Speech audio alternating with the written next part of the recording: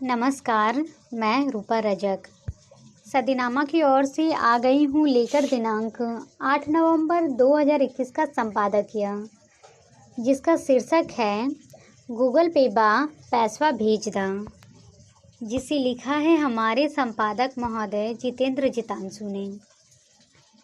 पहले किसी का हालचाल जानने के लिए हमें चिट्ठी का सहारा लेना पड़ता था, पर अब तो ज़माना ही बदल गया। पहले लैंडलाइन वाला फ़ोन था, पर अब स्मार्टफोन निकल गए। इंटरनेट की सुविधा उपलब्ध हो गई। आज पैसों का लेन देन से लेकर एक दूसरे का हालचाल भी इंटरनेट में गूगल ऐप, फ़ोन पे आदि के माध्यम से जानना बहुत आसान हो गया है तथा पैसों की लेन देन भी बहुत आसानी हो गई है। आज इंटरनेट सेवा अपनी चरम सीमा पर पहुंच गया है। जानते हैं इस संबंध में क्या कहते हैं हमारे संपादक महोदय। मोबाइल और इंटरनेट बैंकिंग का प्रचार प्रसार अपनी चरम सीमा पर पहुंच रहा है। नोटबंदी के 5 साल बाद नोट बंद हो जा रहे हैं और पैसों का सारा लेन देन इंटरनेट और मोबाइल पर हो रहा है। मोबाइल और इंटरनेट में तुलना करें तो मोबाइल बैंकिंग ज़्यादा सफल हो रही है। कई ऐप आ चुके हैं जो ऑनलाइन और मोबाइल लेन देन को बहुत ही आसान बना देते हैं। ऐसे ही एक ऐप है गूगल पे। इस पर आप ऑनलाइन पैसे भेज सकते हैं और मंगवा सकते हैं।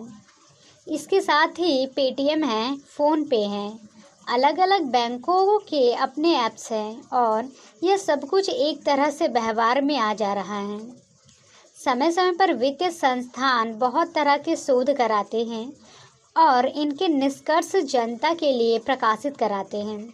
यहाँ तक कि रिजर्व बैंक ऑफ इंडिया जाली संस्थानों और अलग अलग तरह के फ्रॉड करने वाली कंपनियों के बारे में जानकारियाँ देती हैं। लेकिन हमारे लोगों के पास जो मोबाइल है उसका इस्तेमाल वित्तीय जानकारी, वित्तीय साक्षरता और धोखाधड़ी से बचने के उपायों की ओर है। हाल ही में स्टेट बैंक ऑफ इंडिया के मुख्य आर्थिक सलाहकार सौम्या कांति घोष की एक रिपोर्ट आई है जो चौंकाने वाली है। यह रिपोर्ट बताती है कि अपराध घटे हैं, इसके साथ दारू और तंबाकू के उपयोग में भी कमी आई है। कच्चा पैसा हाथ आते ही लोग, विशेषकर गरीब लोग, कम दारू पीने के लिए दुकान की ओर चल पड़ते हैं।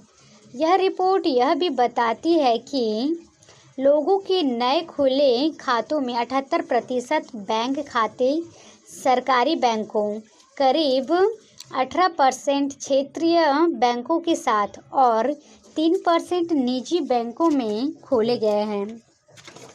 घोष साहब यह भी बताते हैं कि बैंकों के आपस के संवाद बढ़ने चाहिए और दो मॉडल बने, वह भी सभी बैंकों के निर्देश एक जैसे हों और आम ग्राहक को भी बैंक में जाकर नए नियम का सामना न करना पड़े।